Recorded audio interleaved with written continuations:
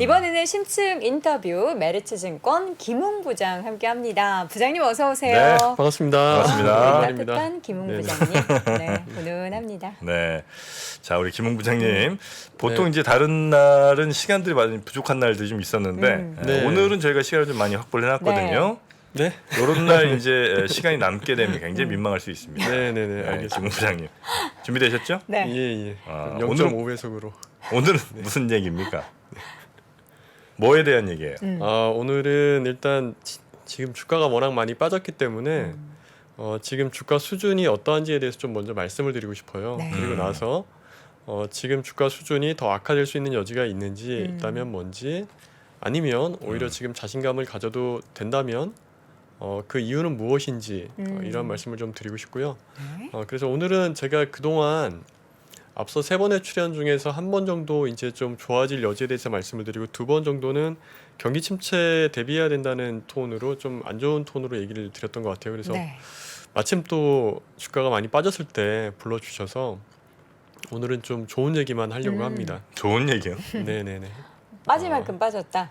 뭐 그 비슷한 톤이기도 하고요. 네. 그리고 이제 더 빠지더라도 크게 빠지지 않을 것이고 그리고 우리가 염려하는 거는 사실은 퍼펙트 스톰이라고 부르는 스태그플레이션과 더불어서 이제 굉장히 큰 뭔가 폭락이 또 있지 않을까 우려를 많이 하시는데 그 가능성을 저는 이제 현재로서는 매우 현저히 낮다 이렇게 보는데 그 이유에 대해서 좀 말씀드리고자 합니다. 그 낮은 가능성을 우리가 지금 끊임없이 네네. 뚫고 온 거 아닙니까?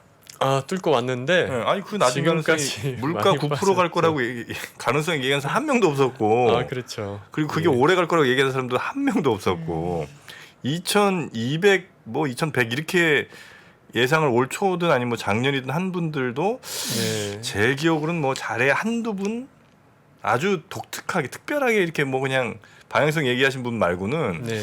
안 계셨단 말이죠. 그 낮은 가능성들을 계속해서 우리 시장과 이제 전 세계 시장이 다 같이 지금 예, 뚫고 하강을 해왔죠. 오고 지금까지. 있지 않습니까?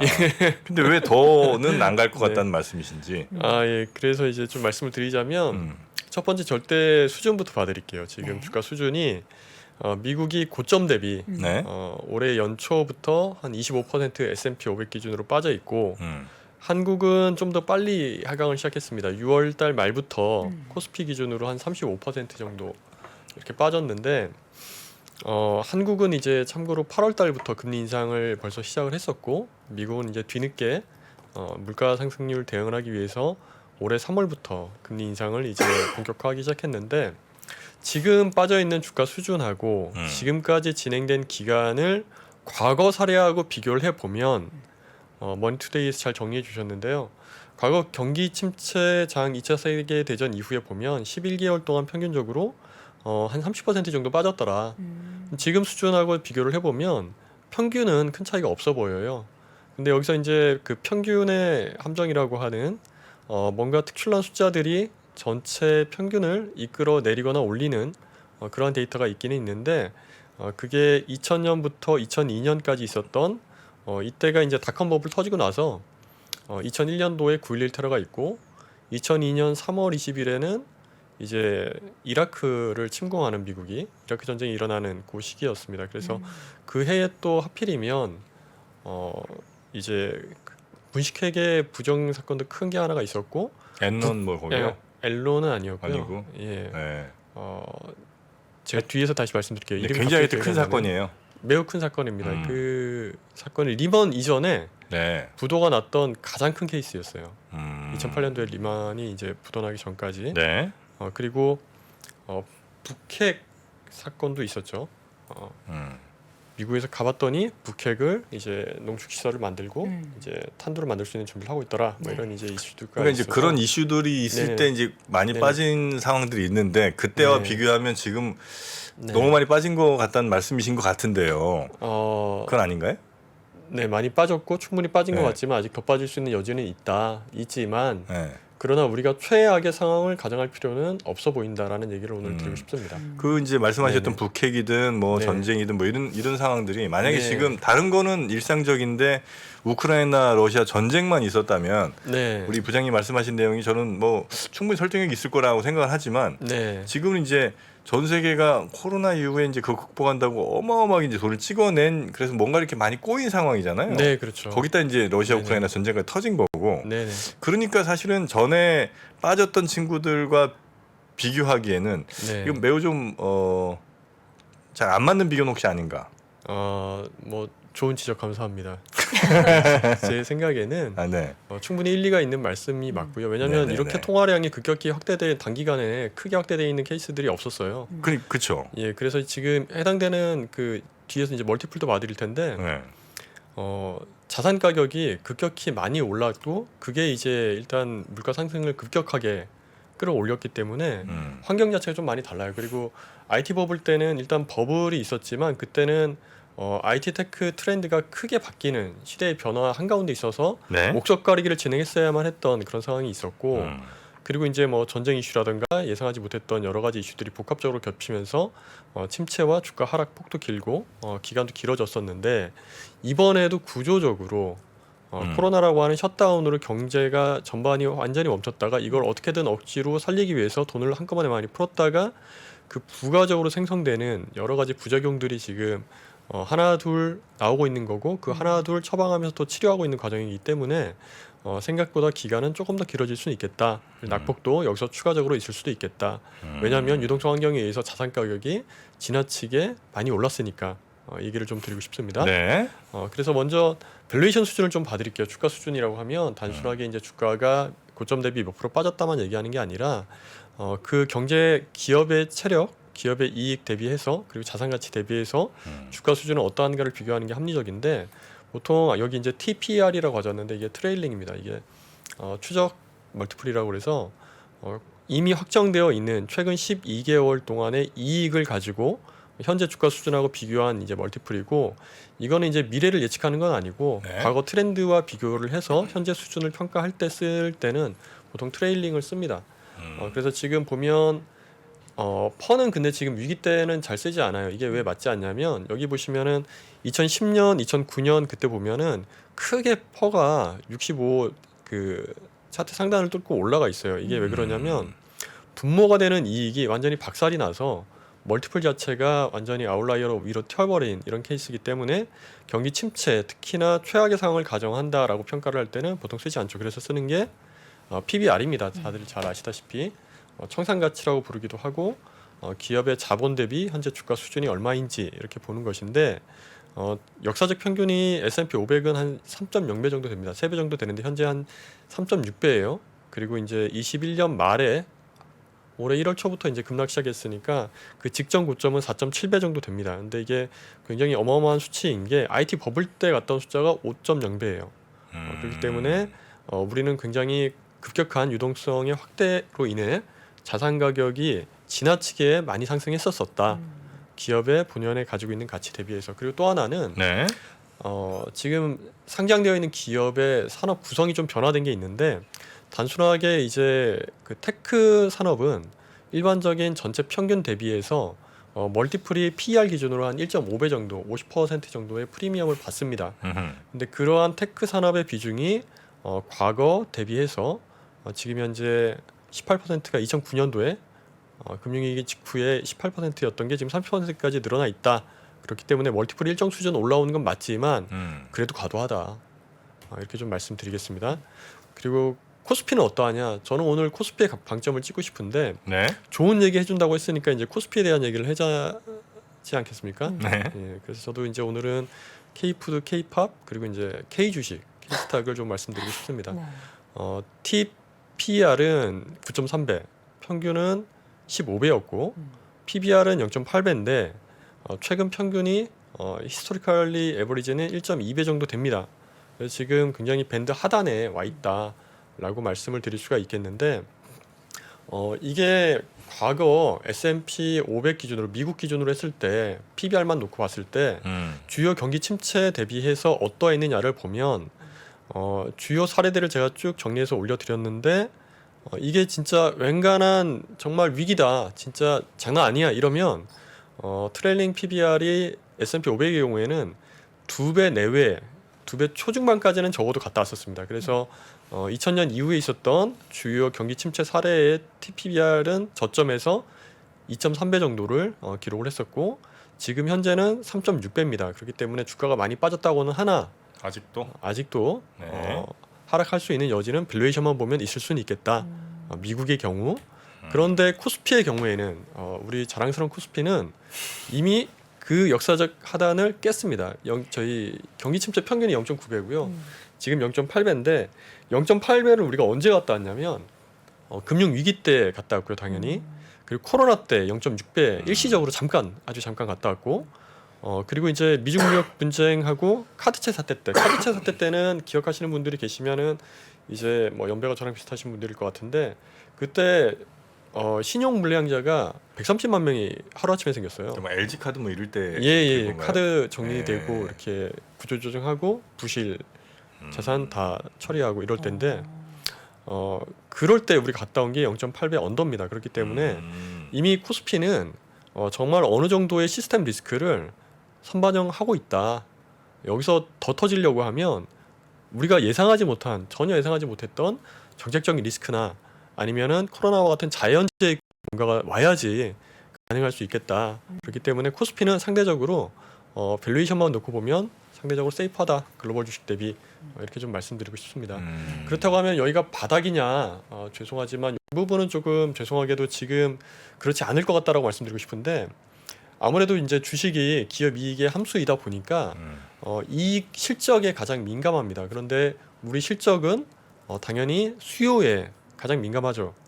그래서 지금 미국이 리더로 나서서 글로벌 수요를 어떻게든 꺾어서 물가를 내리고자 하고 있기 때문에 12개월 이익을 가지고 이제 평가를 하는 이익 모멘텀의 경우에는 코스피가 됐던 S&P 500이 됐던 아직 하향세가 꺾이지 않았습니다. 까만색이 코스피 이익 모멘텀이고 하늘색이 S&P 500의 이익 모멘텀인데 2022년 이후에도 지금까지도 지속적으로 하향되고 있다. 그리고 과거 사례를 보더라도 여기 보이시는 회색 차트가 이게 이제 코스피인데 코스피 차트가 반등하는 거는 이익 모멘텀이 적어도 바닥은 확인하고 완전 반등까지는 아니더라도 바닥은 확인하고 어느 정도 횡보하는 구간에서 반등을 모시겠다라는 점을 좀 참고해 주시면 네. 아직은 사람들이 실적에 굉장히 민감하게 반응을 하는 것들이 어느 정도 합리적이다라고 보시면 될 것 같습니다. 그리고 아직까지도 이익 모멘텀은 삼성전자 기준으로 봐도 그렇고 우리 오늘 수출 데이터 나온 거 보면 반도체가 안 좋아요. 2차 전지 자동차 뭐 이런 것들은 일부 좋았는데 화학은 일부 좋았는데 우리가 이제 시가총액에서 차지하는 포션이 큰 산업군들은 대체로 수출 데이터가 안 좋았습니다. 이게 6개월 연속이었고 25년 만에 외환위기 이후에 처음으로 있는 이런 이제 연속 적자라고 하는데 무역수지 적자라고 하는데 네. 그만큼이나 이익 모멘텀은 향후에도 추가적으로 하락할 여지가 있고 이게 회복되기 전까지는 V자 반등을 얘기하는 것은 조금 이르다. 이렇게 좀 말씀을 드리겠습니다. 네. 그럼에도 불구하고 어느 정도의 리스크를 반영했기 때문에 지금 보유하고 계신 주식의 포지션을 K스탁 기준으로는 저는 괜찮다라고 생각을 합니다. 여기서 빠져봐야 얼마나 더 빠지겠느냐. 그리고 좀 좋은 말씀 드리겠다라고 오늘 자신 있게 정리해 온 게 이건데 경기 수축이 계속 짧아지고 있어요. 이게 전미경제협회에서 MBER에서 정리한 1854년 이후에 MBER이 정의한 34번의 경기 침체가 있었는데 오른쪽 테이블이 이거를 이제 정리한 거예요. 보시면은 경기 수축 기간이 계속 시간이 지나면서 짧아지고 있고 그 이후에 펼쳐지는 경기 회복 앤드 확장은 계속 길어지고 있습니다.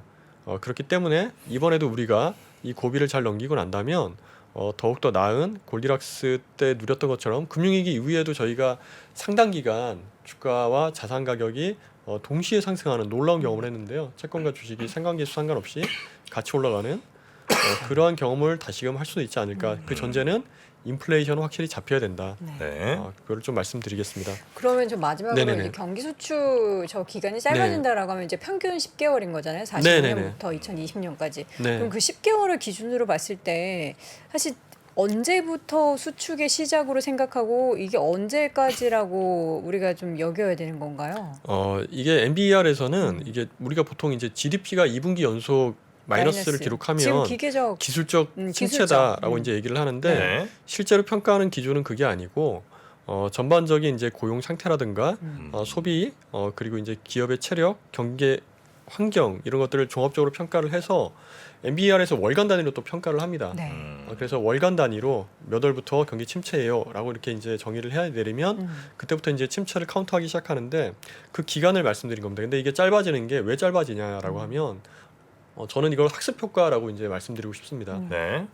통화 정책을 펼치고 그리고 이제 경제를 이끌어가는 재무부 입장에서도 과거에 안 좋았던 사례들을 통해서 더 나은 대안들을 모색하게 되고 이거를 또 학자들과 함께 연구하면서 글로벌리 공조까지 펼쳐가면서 이제는 그 기간들이 점점 짧아지고 있기 때문에 이거는 구조적이다라고 이제 저는 개인적으로 생각을 하고요. 네. 그래서 지금까지 있는 이 어려움도 구조적인 요인들이 너무나 코로나라고 하는 자연재해를 빠르게 극복하기 위해서 최악의 상황을 면하기 위해서 셧다운을 빨리 끝내기 위해서 돈을 많이 한꺼번에 풀었고 그에 따른 지원 정책을 전방위적으로 펼친 바람에 그 거품을 빨리 껐어야 되는데 그걸 못 끈 부작용들을 지금 겪고 있는 상황인데 이것도 그렇게 오래 가지는 않을 것 같다라고 개인적으로 이제 생각을 하고 있고 네.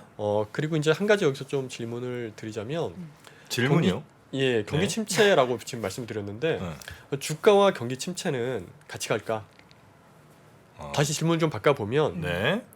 NBER에서 정의한 경기 침체 기간에는 주가는 늘 빠지기만 할까? 그 질문을 하신 거는 네네. 그렇지 않다라는 거잖아요. 그렇죠. 지혜로우십니다. 네. 보시면 아니, 이제 어떻게 정답 생각하셨어요, 선생님은? 두 분 아주 분위기 좋은데 아니 근데 문제는 네네. 저는 이 말씀 드리면서 약간 좀 살짝 설득될 뻔하다가 다시 제가 정신 차린 이유는 자, 경기 침체는 사실상 지금 거의 뭐 예고됐잖아요. 이미 경기 침체죠, 사실상. 그렇죠. NBER에서 얘기는 안 했지만. 예. 뭐 그럼 NDR 기준으로 하여튼 뭐 아직은 네네. 아니지만 어쨌든 이제 올 거잖아요. 네네네. 그러면 주가라는 게 네. 뭐 저야 이제 어떻게 갈지 전혀 알 수 없습니다만 그 네. 많은 전문가분들이 얘기할 때 유동성 풀려서 배수가 늘어나거나 네. 아니면 기업들이 돈을 많이 벌어서 이익이 늘어나거나 이러면 이제 올라간다는 거예요. 네. 두 개 같이 되면 더 땡큐고. 네. 그러나 이제 지금 경기 침체가 온다는 말은 결국 기업들의 이익이 막 늘어나는 건 아니다. 네. 그렇겠잖아요. 그리고 그렇죠. 우리나라도 미국 따라서 계속 지금 이제 금리가 올라가고 있는데 금리가 올라간다는 건 결국 시중에 돈을 빨아들인다. 즉 네. 유동성은 더 줄어든다는 얘기잖아요. 네네. 그러면 그러면 있죠, 실제로. 네. PER이 늘어날 수가 없잖아요. 그거는 좀 다릅니까? PER이 그 멀티플이 확장되는 국면이 있고 기업 이익이 늘어난 것만큼 또는 그걸 또 디스카운트해서 주가 상승으로 반영해 주는 게 있는데 네. 제가 말씀드리는 거는 이런 이제 펀더멘털 요인이 아니라 음. 펀더멘털 요인에 의한 하락보다도 주가 하락이 현재 과도한 수준이니 지금까지 이제 기업 이익이 이제 빠진다라고 하면 네. 예를 들어 이제 작년에 180조 벌었던 순이익이 코스피가 음흠.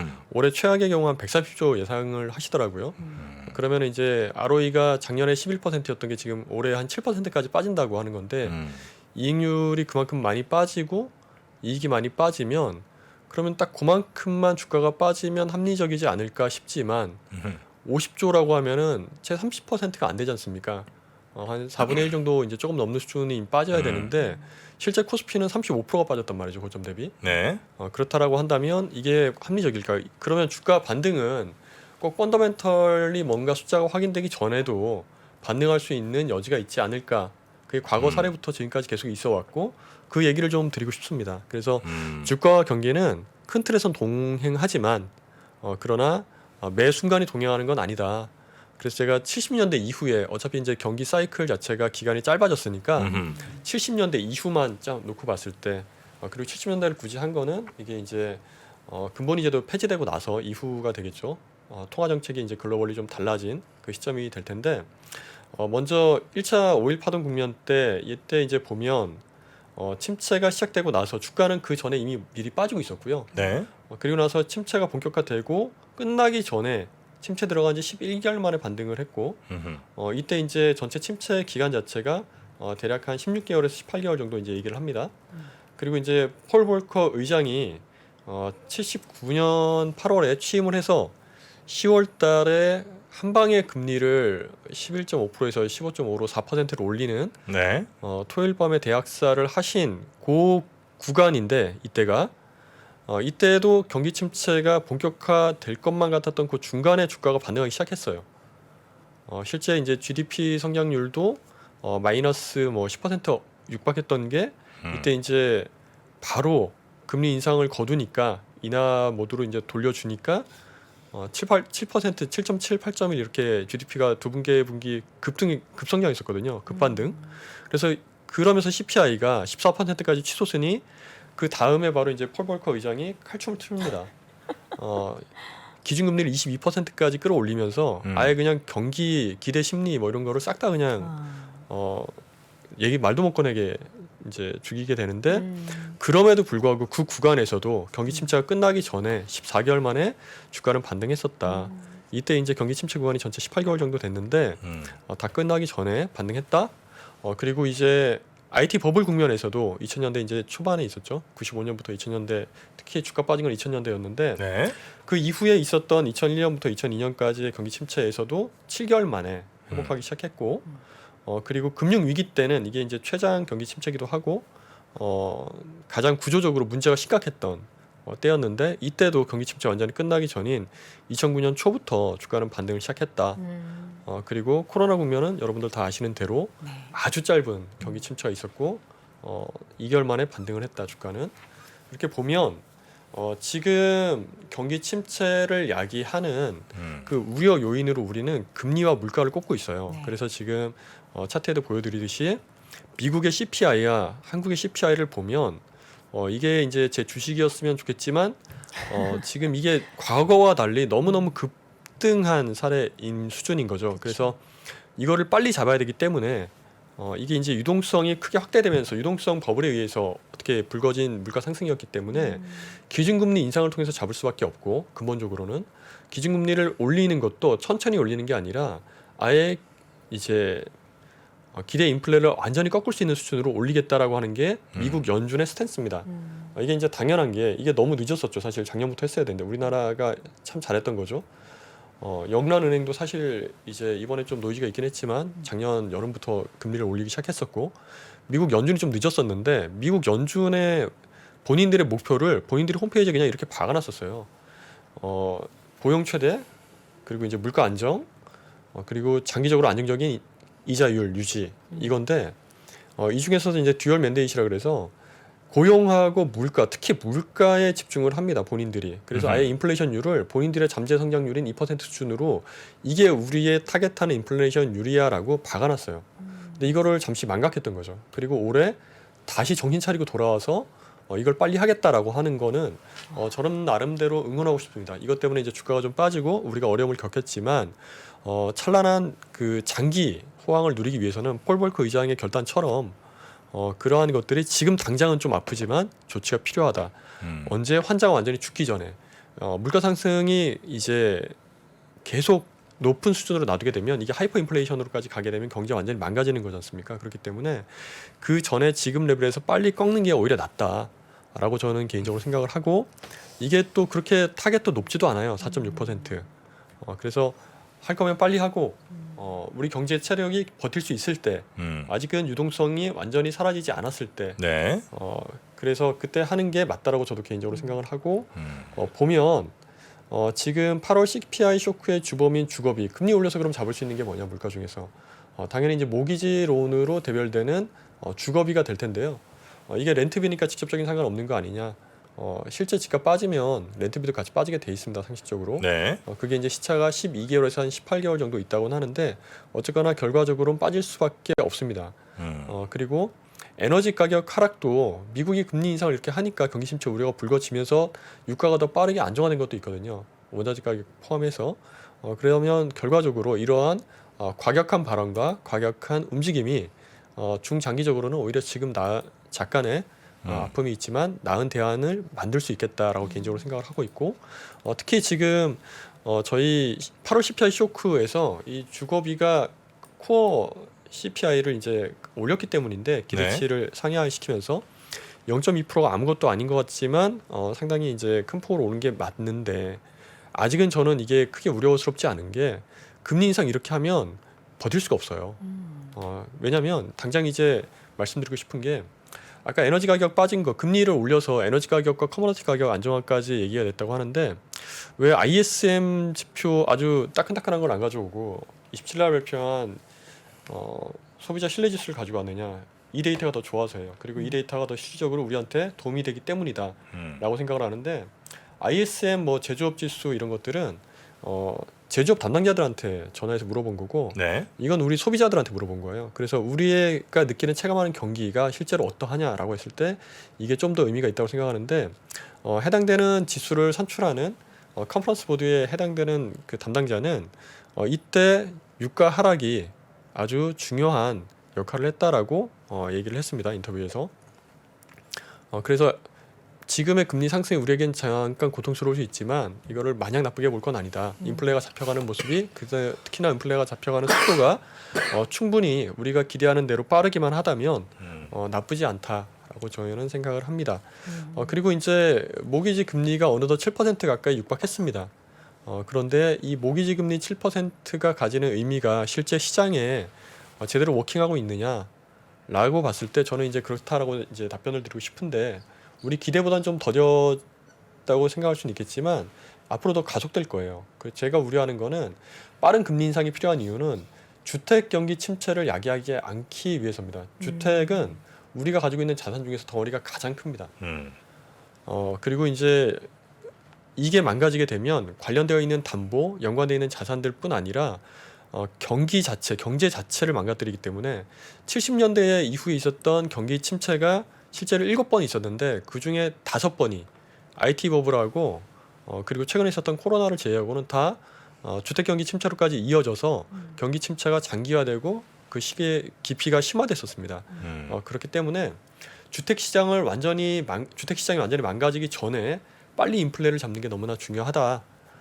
주택 그 가격을 잡는다고 하는 게 결국은 주택 가격이 빠지면서 경기 침체를 더 심화시키는 게 분명할 텐데 무슨 소리 하는 거냐라고 한다면 이게 오래 빠지는 거하고 그리고 잠깐 확 빠지는 거하고는 전혀 다른 얘기예요. 짧은 기간 동안에 같은 가격 낙폭을 경험하더라도 짧은 기간 동안에 경험을 하게 되면 우리가 그걸 회복할 수 있는 기회가 주어집니다. 그런데 그 기회가 장기화되면 예를 들어 이런 거죠. 우리가 신용으로 주식을 했습니다. 우리 이제 주식 자산에 익숙하시니까 그런데 짧은 기간 동안에 주가가 급락했어요. 근데 신용 이틀 기간 동안에 주가가 반토막 났다가 다시 담보 비율 유지할 수준까지 회복했어요. 이러면 빠진 게 아니죠. 실질적으로 우리가 느끼기에는. 네. 잠깐 고통스러웠지만 그런 식으로 완전히 자산이 녹아내리기 전에 체력이 없어지기 전에 그때 빨리 처방을 통해서 뭔가 치료를 할 수 있다면 그러면 굉장히 저는 바람직한 방법이 중에 하나다라고 이제 생각을 한다는 말씀을 드린 거고 지금 보여드리는 차트는 주택의 재고 수준을 보여주는 차트입니다. 물론 당연히 이제 미국 데이터고요. 보시면 이게 어떻게 계산돼서 나온 거냐면 한 달 동안에 네이버 부동산에 우리 집 팔겠어요라고 등록되어 있는 전체 건수가 있을 것이고 그 전체 건수를 한 달 동안에 실제로 판매된 주택 수로 나누면 그러면 이게 뭘 의미하게 되냐면 이제 앞으로 한 달 동안에 등록돼 있는 전체 주택이 팔리기까지 걸리는 개월 수가 되겠죠. 한 달에 팔리는 집의 그 주택 수는 어차피 이제 몇 채인지 정해져 있는 거고 네. 등록돼 있는 채수가 몇 채인지에 따라서 이제 속도가 달라질 테니까 이거를 가지고 우리는 주택 재고 수준을 평가하게 되는데 지금 현재 8월까지 이제 8.3개월인데 이거면은 거의 2009년, 2008년 초입 뭐 그때쯤 이제 수준까지 되는 겁니다. 그래서 실제로 주택 거래가 둔화되고 있음을 보여주는 자료인데 이건 이제 연준에서 제시한 자료고 실제 민간 기업에서도 그렇게 느끼냐? 리얼터닷컴은 미국에서 부동산 중개를 하는 2위 기업입니다. 우리로 치면 직방 같은 기업의 이제 또 다른 이제 기업이라고 보시면 되고 집주인들이 왼쪽 차트는 노란색 보시면 이게 2022년 올해고요. 초록색이 2021년 그리고 이제 하늘색이 2020년인데 왼쪽에서는 잘 안 보여요. 노란색만 봐주시면 되는데 노란색이 꺾여서 내려왔어요. 이게 6월달 이후부터. 근데 오른쪽 보시면 전체 판매했습니다 하고 등록되어 있는 주택의 건수는 늘어나고 있어요. 새로 집을 팔겠다고 등록하는 수는 줄어들고 있는데 지금 팔겠어요라고 등록되어 있는 수는 계속 늘어난다는 얘기는 집이 실제로 거래가 안 된다. 올해 6월 이후로는 부동산 거래가 급감했겠구나라고 이제 실질적으로 느낄 수가 있는 것이고 그리고 그러면 그게 가격으로까지 갔느냐? 가격으로 가야 의미가 있는 거지라고 네. 한다면 의미가 있다고 보는 게 이것도 이제 노란색이 2022년 올해고요. 2022년 6월 이후로 왼쪽에 이게 그 주택 네이버 부동산에 내 집을 판매하겠습니다라고 등록할 때 그 가격 중앙값이에요. 근데 우리나라는 봄학기고 미국은 여름학기죠. 네. 가을학기부터 시작을 하죠. 그래서 우리나라는 주택 시장 성수기가 1, 2월이지만 미국 같은 경우에는 6, 7, 8월인 거죠. 그래서 성수기인데 가격을 네이버의 부동산에 올릴 때마다 가격을 계속 내려야 돼요. 시간이 흐를수록 안 팔리니까. 그래서 실제 오른쪽에 있는 차트는 뭐냐면 노란색이 이제 올해 차트인데 노란색 차트가 밑에서부터 쭉 올라옵니다. 이게 뭐냐면 집을 팔려고 올려놨다가 결국은 가격을 올린 가격이 최초 등록된 가격에서 깎아서 판매한 그 비중입니다. 그 비중이 계속 가파르게 올라왔죠. 언제까지 수준이냐면 이게 2018년이면은 경기가 되게 안 좋았어요. 왜냐하면 그때 이제 미중 무역 분쟁 심화되고 있을 때였거든요. 그리고 이제 2016년 12월부터 미국이 다시 금리 인상을 시작한 다음에 18년도에 16, 17년도에 우리는 이제 반도체 슈퍼 사이클로만 기억을 하고 있겠지만 18년도에는 되게 상태가 안 좋았어요. 금리는 계속 올라가고 있고 물가 수준도 2.5%로 낮은 수준인 것 같지만 미중 분쟁 심화되면서 불확실성이 계속 증대되고 있는 그런 상황이었기 때문에 굉장히 안 좋았는데 그 수준까지 지금 최초 가격에서 주택 가격을 깎아서 거래되고 있는 양이 비중이 늘어나고 있다. 부동산에 적어도 불패 신화 같은 느낌의 인플레이션이 기여하던 그 기여도는 앞으로 계속 꺾일 수 있겠다. 네. 라고 이제 저는 개인적으로 생각을 하고 네. 얼마 전에 이제 저희 존경하는 김한진 박사님께서 클리블랜드 연준의 이제 인플레이션 나우를 가지고 발표를 해주셨더라고요. 근데 그 데이터 보면은 너무 이제 삭막하고 기분이 안 좋기 때문에 저는 OECD 데이터를 가져왔습니다. OECD가 전망한 인플레이션 전망을 보면 지금 제가 쓴 이런 희망 회도들이 잘 맞아 돌아가게 되면 OECD 전망 기준으로는 빨간색이 미국이고 파란색이 한국인데 우리 CPI는 내년 2분기부터는 3자를 볼 수도 있겠다라고 하는 기대치인데 이 수치는 인플레이션이 본격적으로 문제가 되기 시작하기 직전인 2021년도 초까지 빠지는 숫자입니다. 그래서 개인적으로는 물가오르 종식은 이르면 내년 상반기 2분기부터도 가능할 수 있겠다라는 기대를 개인적으로는 가지고 있고요. 그 전제는 앞서서 말씀드렸던 부동산 시장을 통한 금리 인상을 통해서 부동산 시장 컨트롤을 하고 네. 그리고 이제 소비 컨트롤까지 같이 되면서 수요가 위축되면서 금리를 빨리 올리면 특히 네. 모기지 금리가 빨리 올라가면 그러면 당연히 가처분 소득 자체가 줄어들게 되겠죠. 그래서 소비를 끌어내릴 수 있는 소비 컨트롤이 연준에서 의도하는 대로 되는 거고 그러면 기업들이 어려움을 겪는 ISM 제조업에서도 이번에 서문에서 나왔듯이 기업들이 어려움을 겪는 만큼 향후에 인건비 인상과 물건 가격의 인상 자체는 어느 정도 수요가 꺾여 있는 만큼 꺾일 수밖에 없겠다. 그 시점이 빨라지면 빨라질수록 네. 우리는 건강한 경기 회복을 이뤄갈 수 있는 발판을 빨리 얻을 수 있겠다. 이런 생각을 지금 하고 있고요. 물가를 이제 잡는다는 거잖아요, 미국이. 네, 결국 잡힐 거다. 예. 금리 인상 이렇게 가파르게 하는 건 나름대로 괜찮은 방법이다. 늦었지만. 네. 그런데 우리가 미국보다 더 좋은 거는 네. 우리는 더 저평가됐기 때문 맞나요? 우리는 더 저평가돼 있고 그렇게까지 무리해서 금리를 막 따라 올릴 필요가 없을 수도 있지 않을까 하는 생각을 잠깐 하는 거죠. 미국이 예를 들어 5%를 가요. 우리가 네네네. 3% 갈 수는 없을 거 아니에요. 3% 갈 수 있죠. 저희 그 2% 기준금리 역전된 적 많습니다. 그러니까 역전은 돼 네. 있는데 예를 들어 네네네. 미국이랑 1% 이상 1% 포인트 이상 차이나 안 나게 갈 거라고. 안 나게 하겠죠, 당연히. 네. 그러니까 이번 미국이 예를 들어 총재님께서도 한 4.5나 네네네. 뭐 5까지 이렇게 만약 바라본다면 네네네. 우리도 어쨌든 4 내지 한 3.5 이상은 가야 될 거 아니에요. 가겠죠.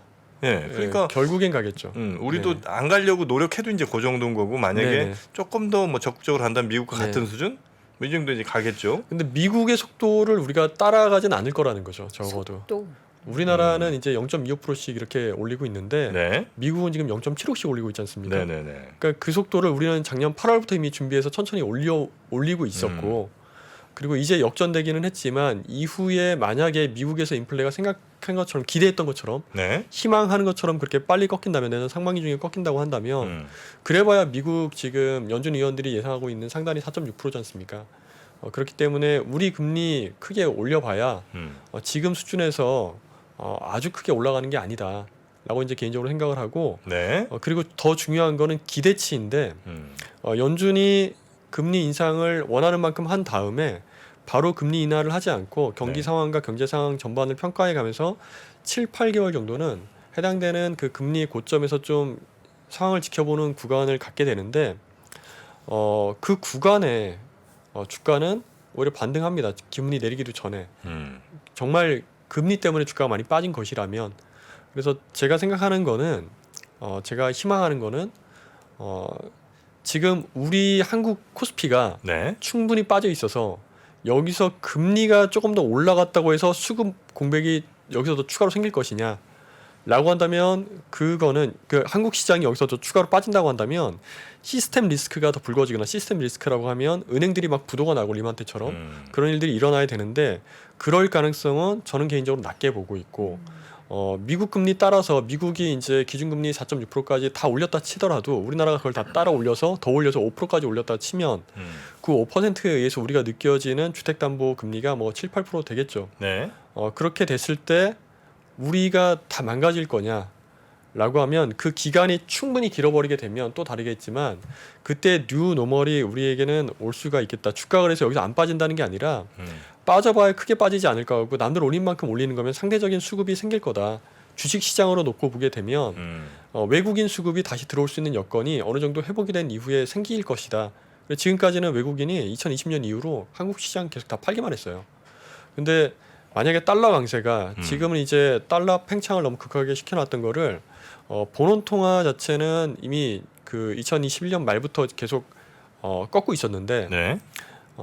그런 통화량 축소가 어느 정도 전반적으로 이루어지고 나면 속도 조절이죠. 그것도 급격히 꺾은 적이 없어요. 2008년도에 늘려놨던 통화량도 그 이후에 상황 봐가면서 아주 천천히 속도 조절하면서 줄였지 완전히 꺾진 않았었거든요. 그렇기 때문에 지금 금리 인상을 이렇게 급격히 했다라고 한다면 QE를 하더라도 아주 세게 하지는 않을 것 같고 천천히 상황 봐서 하게 되면 Q2요? QE가 아니라 QT? QT죠. 네. 죄송합니다. 예. 아유, 아닙니다. QT입니다. 네. 이는 이징이죠. 예. 돈 더 풀면 참. 그래서 제 마음속에 이제 희망사항이 이렇게 제가 나와버리네요. 사실 궁금한 것도 그쪽인데 네네. 이제 우리의 지수는 사실 외국인들이 얼마나 들어오느냐에 영향을 많이 받잖아요. 네, 많이 받습니다. 그럼 이제 외국인 들어올 여건이 되느냐가 이제 중요할 텐데 예. 지금 환율 상황에 사실은 이제 지금 굉장히 이제 고환율인데 네.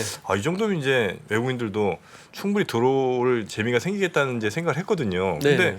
앞으로도 미국 금리가 우리보다 더 많이 올라가는 상황 그리고 유럽 경제나 지금 뭐 일본이나 뭐 하나 제대로 힘쓰는 데가 없는 상황이면 달러는 지금보다 더 약해질 일이 아무리 봐도 별로 없는 것 같아요. 단계는 이 상황 속에서는 없죠. 그죠? 예, 단계는 없는데 네. 제가 말씀드린 거는 단계에 뭔가가 반짝한다는 의미로 지금 계속 말씀드리는 게 아니라 우리가 생각하는 최악은 없다라는 말씀을 드리는 게 오늘의 결론이에요. 우리가 생각하는 최악의 결론은 금융위기 때와 같은 퍼펙트 스톰에 가까운 금융기관들이 막 부도가 나고 주택시장이 완전히 급냉돼 버려서 그게 가계부채 이제 부도로까지 다 이어져 버리는 네. 최악의 상황은 오지 않을 거다. 그렇기 때문에 S&P 500 미국 주식시장은 몰라도 네. 한국 주식시장은 S&P 500은 달러 버프도 받은 거지 않습니까? 솔직하게 말씀을 네네. 드리자면 기축통화에서도 유일하게 살아남을 걸로 지금 현재 기대되고 있는 달러 베이스 경제에서 본인들의 금리 인상, 본인들의 경제 환경에 맞춰서 올리고 있으니까 지금 달러만 독야청청한 것처럼 보이지만 네. 그런데 우리 시장의 경우에는 향후에 내년부터 당장 수요를 억지로 꺾었던 국면들이 진정되기 시작하는 게 1, 2분기에 보일 조짐이 보인다고 한다면 당장 그 경기에 가장 민감한 우리 수출품 중에 하나인 반도체 수출은 그때부터 바로 이제 지금까지 워낙 안 좋은 길을 걸어갔기 때문에 좋은 길을 걸어갈 가능성이 높아지게 되고 그 기대를 선반영해서 한국 시장에 어느 정도 훈풍이 일정 수준 있을 수도 있기 때문에 이거는 국면마다 관련되어 있는 힌트들이 뭔가 주어질 때마다 주가는 바로바로 반영할 수도 있겠다. 지금 영국이 좋은 상태가 전혀 아닌 거 다 아시지 않습니까? 네. CPI는 10%에 육박하고 있고 재정 상태도 부실한데 제조업 기반은 약해.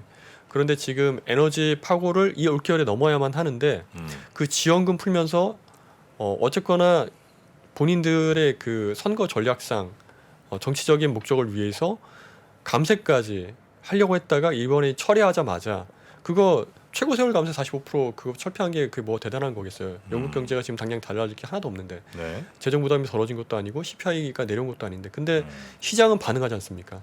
그러니까 제가 말씀드리는 거는 펀더멘털 대비해서 지금 현재 주가 수준이 과도하게 반영되어 있는 게 코스피이니 여기서는 글로벌 경제 환경에 따라서 언제든지 위아래 흐름이 있을 수 있다.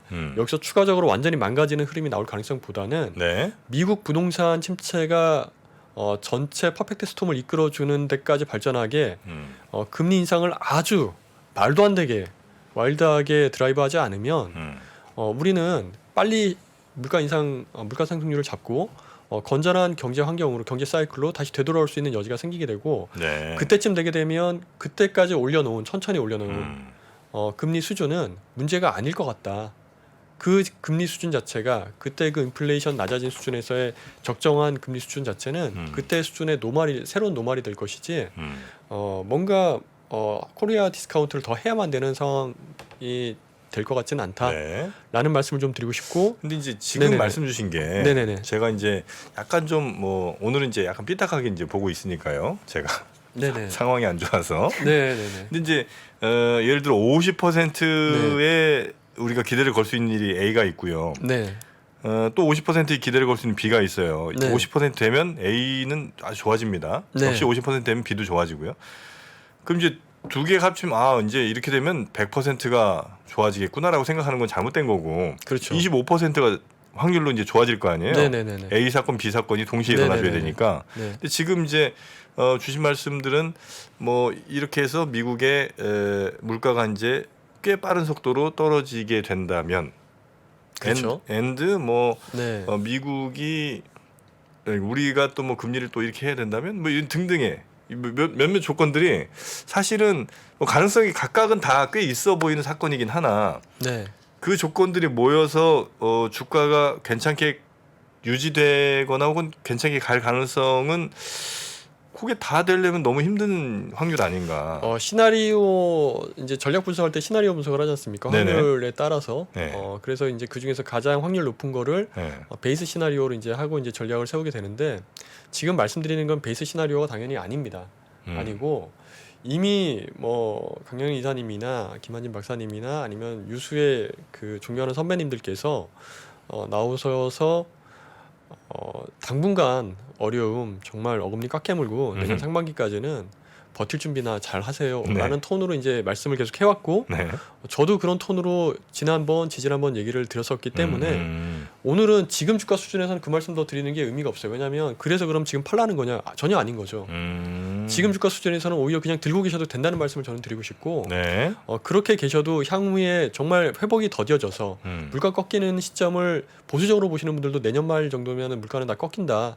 관련되어 있는 금리 인상도 국면도 끝날 거고 네. 그때쯤 되면 오히려 금리 내릴 걱정하고 있을 거다라고들 얘기를 하시지 않습니까? 그렇다고 한다면 지금 우리가 봐야 되는 지금 주가 수준에서 봐야 되는 그 지표는 뭐냐면 여기서 더 벌어질 수 있는 최악이 뭐냐 그 최악이 벌어질 확률이 높냐 낮냐를 말씀드리는 게 더 좋다라고 생각을 하고 그 말씀을 오늘 제가 드리고 있는데 거기서 제가 생각하는 가장 큰 충격을 줄 수 있는 가장 최악의 상황은 부동산 경기 침체가 굉장히 심각하게 벌어지는 겁니다. 미국에서요. 미국에서. 근데 미국에서 부동산 경기 침체가 그렇게 터졌을 때 우리나라도 영향이 있었어요. 근데 지금 중국도 네네. 안 좋지 않나요? 중국은 걔네들은 원래 상태가 안 좋은 애들이죠.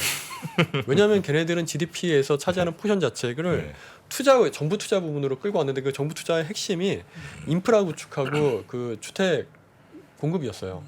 그랬는데 이제 그 상위 5개 건설업체들이 지금 다 부도날 위기에 지금 처해 있죠. 그리고 굉장히 좀 나쁜 짓을 많이 했죠.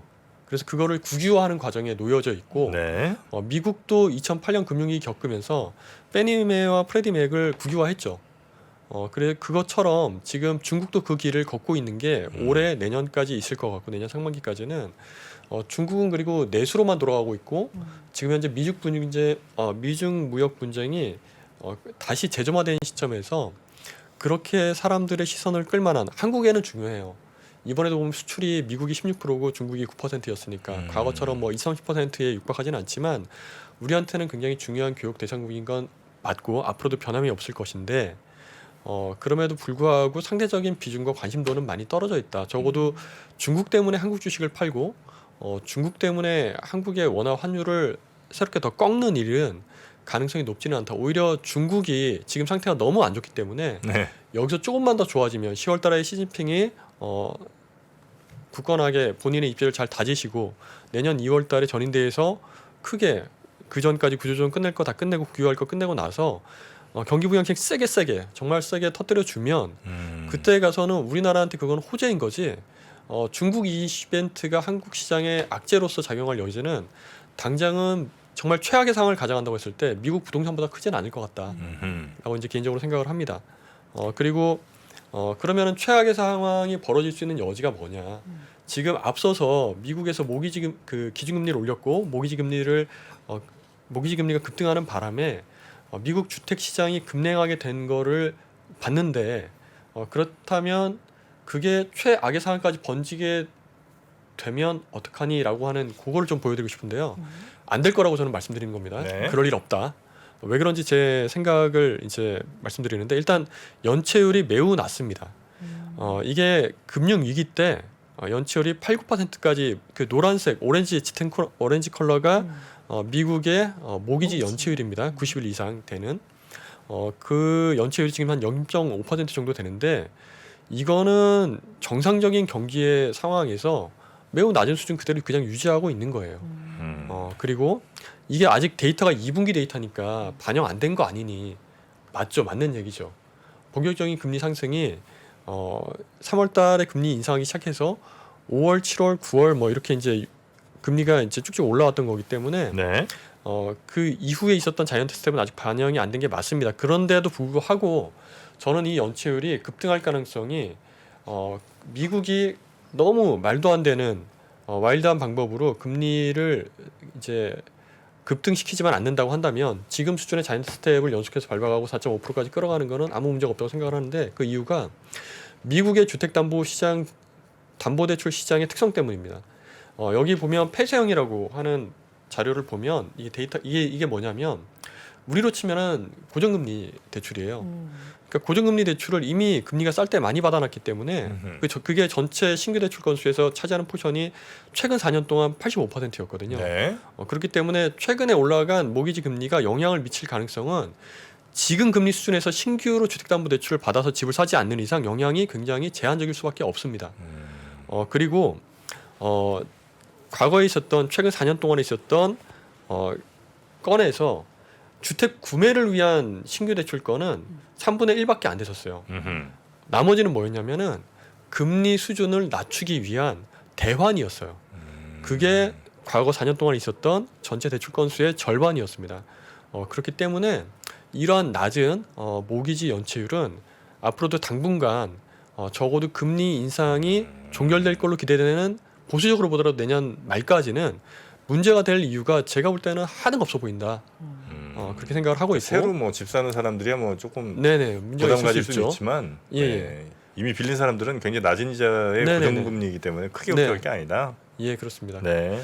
그리고 전체 대출에서 한 15% 정도는 정부 또는 유관 기관에서 지급 보증하고 있는 그 대출이에요. 그렇기 때문에 제가 볼 때는 그것도 그나마도 문제가 되더라도 문제될 여지는 과거 금융위기 때와는 현격히 다르다. 네. 이렇게 꼭 말씀을 드리고 싶고 그리고 실제 주택담보시장 대출도 주택 거래가 끊겼으니까 급냉됐죠. 그게 보여주는 차트가 이겁니다. 이게 이제 어떤 차트냐면 여기서 오렌지 컬러 맨 위에 있는 컬러가 갑자기 최근에 모기지 금리가 급등하고 나서 확 꺾입니다.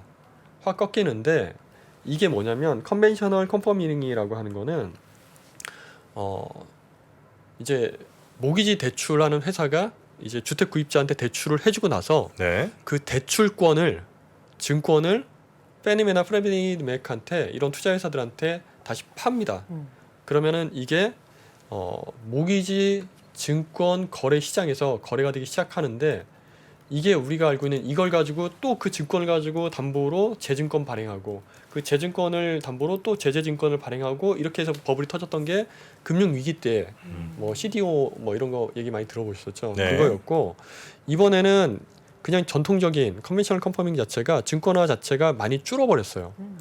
이거는 부분적으로 뭔가 신규 주택을 사서 뭔가를 하는 비율 자체도 많이 줄었고 금융 위기 때처럼 담보 대출이 버블을 낳기까지 재구조화되는 재구조화되는 음흠. 그러한 가능성이 과거 대비 현재 줄고 있다는 겁니다. 그렇기 때문에 이거는 오히려 그 주택담보시장 급냉이 단기에는 가계부채 부실화 방지에도 기여하는 겁니다. 왜냐하면 지금 금리 수준에서 대출을 세게 많이 받아버리면 그 자체로도 문제가 될 것이고 그리고 이제 그게 또 증권에서 돌아가기 시작하면 부실화된 증권이 또 재부실을 낳는 꼴이 되기 때문에 그게 딱 금융위기 때였죠. 그래서 그러한 가능성은 현저히 낮다. 그리고 여기 보면 테이블에 제가 그 주택담보대출을 실행하는 탑 25 기업의 제 데이터를 가지고 와서 보여드리는데 대형은행은 이 중에 5개밖에 없습니다. 그리고 시장 점유율도 대형은행 5개 합쳐도 10%가 채 되지 않습니다. 네. 무슨 얘기냐면 1위 기업조차도 전체 점유율이 딱 폐쇄형만 놓고 말씀을 드리는 거예요. 폐쇄형이 전체 85%니까 폐쇄형 내에서 1위 기업조차도 로켓 모기지가 8.8%예요. 시장 점유율이. 그러니까 압도적으로 누구 하나 망가졌을 때 이게 이제 대마불사 같은 일들이 일어날 여지는 별로 없다. 시스템 리스크로 벌어진 일들이 최근에 막 기사 나더라고요. 8월 달에도 뭐 미국의 주택담보대출을 융자해준 융자 기업이 모기지 회사가 막 파산하더라. 근데 그 회사들 다 이름이 없는 굉장히 작은 기업들이에요. 그 기업들이 가지고 있는 그 부실화돼 봐야 어차피 해당되는 대출권 누군가 또 인수할 거고 다 소화할 겁니다. 제재증권화돼서 이게 나가서 도는 게 아니기 때문에 충분히 그럴 수 있는 여건이 된다. 과거와 너무 다르다. 이렇게 좀 말씀드리고 싶고 네. 그리고 통화량 축소는 긴 호흡이 될 거다. 요거는 제가 다음에 불러주시면 좀 자세히 말씀드리겠습니다. 자, 오늘 이야기 쭉 들어봐서 한 가지가 궁금한 네. 게 이제 미국은행에 있어서 쭉 이야기해 주시면서 그쪽에서의 네네. 금융 리스크는 없을 것이다. 근데 네. 유럽은 오늘 나온 뉴스만 봐도 크레딧 스위스 파산 얘기 네네네. 지금 나오고 있는데 네. 그쪽에서 불거지면 사실 또 글로벌 전체적으로 영향 미칠 거 아닙니까? 그거는 이제 파급 효과라고 하는 거는 연관돼 있는 연관도도 봐야 되고 그리고 절대 크기도 봐야 되고 네. 그리고 이제 파급이 미칠 수 있는 기간 뭐 이런 것도 봐야 될 것 같은데 제가 생각할 때 우리 아시아 외환위기를 좀 떠올려 보면 네. 아시안 외환위기 때 우리 정말 죽을 맛이었거든요. IMF한테 100억 달러 차관받으려고 대통령이 다 가서 읍소를 해야 되는 그런 아주 비참한 상황이었고 그게 우리나라뿐 아니라 태국이 됐던 동남아 국가들 대부분이 그때 걸렸었어요. 근데 선진국은 그때 경기 침체 데이터를 보면은 선진국 굉장히 좋았어요. IT 버블 생겨가지고 95년부터 IT 버블 생겨가지고 그 잘 나가다가 꺾인 거는 2000년대 돼서 꺾인 거예요. 우리나라 그 동남아 국가들 다 벗어나고 나서 네. IMF 시절을 벗겨서. 그러니까 제가 말씀드리는 요지는 뭐냐면 지금 문제되고 있는 유럽 국가들에서 유로존 회원국 중에서 굉장히 중추적인 역할을 하고 있는 독일 같은 기업들, 국가들, 프랑스 같은 국가들의 문제가 너무 세게 빵 터지면 또 다른 얘기일 것 같습니다만 만약에 영국이 문제가 됐다. 영국은 파운드화로 EU에서 분리되어 있고 그리고 제조 기반도 많이 약화되어 있는 상태고 이미 영국이 위험하다는 걸 다들 알고 있는 상태이기 때문에 관련되어 있는 금융거래나 이런 것들 또한 어느 정도 다운되고 있는 상황 그게 CDS 프리미엄에도 반영이 돼 있고 이런데 그게 터졌다고 해서 리만급으로 뭔가 팡 터질 거냐 라고 하는 거는 저는 모르겠다는 거죠. 아니다가 아니라 그것 때문에 미국의 주택 경기가 무너졌을 때 생길 수 있는 그런 저는 그냥 핵폭탄급이라고 생각을 하고 있는데 네. 그런 급의 리스크는 아니다. 그렇기 때문에 오늘 우리가 검토해야 되는 가장 큰 리스크를 제가 생각하고 있는 거 우리가 아니라 제가 생각하고 있는 거를 오늘 좀 말씀드렸고 네. 그리고 이제 이미 유로존 관련되어 있는 얘기들은 또 정말 많은 훌륭한 위원분들께서 얘기를 알겠습니다. 또 잘 해주고 계셔서 네. 제가 또 부족한 시간 여기서 말씀드린 건 네. 좀 실례인 것 같습니다. 우리 김홍 부장님의 전망이 제발 맞기를 바라겠습니다. 그렇습니다. 네. 자, 오늘 함께해 주신 메리츠증권의 우리 김웅 부장님 고생 많으셨고요. 다음에도 찬찬하고 차분한 담백한 설명 또 부탁드리겠습니다. 고맙습니다. 고맙습니다. 감사합니다. 최근에 이제 매크로 경제 환경에서 가장 많이 나오는 얘기가 이제 인플레이션이죠.